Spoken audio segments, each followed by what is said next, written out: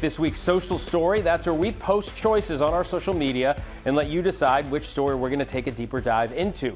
This week's choices were the Australia mushroom murder trial, Hailey Bieber's billion-dollar beauty deal, and President Trump's potential future pardons. It's a runaway this week. You overwhelmingly chose the so-called mushroom murder trial in Australia.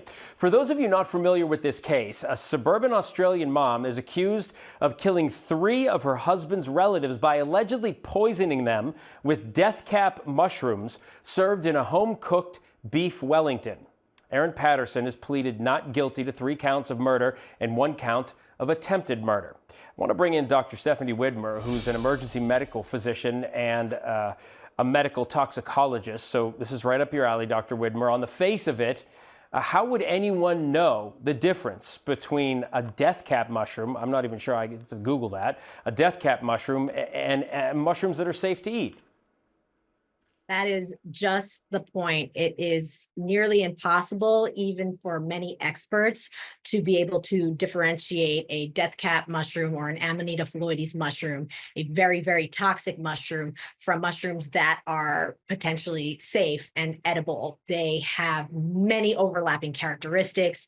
It is very, very difficult to tell the difference, and that really underscores, the danger of foraging for mushrooms and obtaining your own mushrooms out in the wild.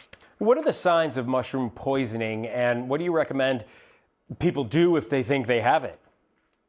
So there are all different types of toxic mushrooms out there, but for the death cap or Amanita phalloides specifically, symptoms can start with gastrointestinal symptoms, nausea, vomiting, and they can often be delayed up to 6 to 12 hours after the ingestion of the mushroom. What I would recommend, even if an individual is not experiencing symptoms, if there's any concern that they may have been exposed to a toxic mushroom, it's to seek emergency medical care immediately.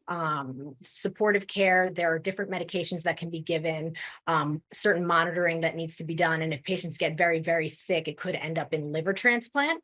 The mortality of ingesting a death cap mushroom really varies, but it is very high. There's no arguing that these mushrooms are incredibly dangerous, and the quality of medical care that is received really plays into the patient's outcome. Doctor, I'm curious, in this case, and we don't have to talk about the legality of this case, but in this case, these victims are alleged to have ingested it through, I guess, beef Wellington. Is there any difference in the toxicity and how your body would react if you ingest it with food or you ingest it raw?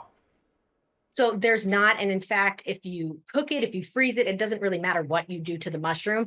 The toxin is still there. You can't get rid of the toxin.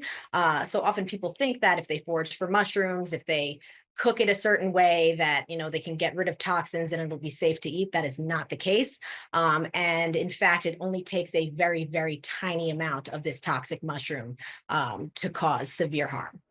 Well, thanks for taking us through the medical aspect of this case. We will be following it for all of our viewers in the coming weeks and months. Dr. Widmer, thanks so much.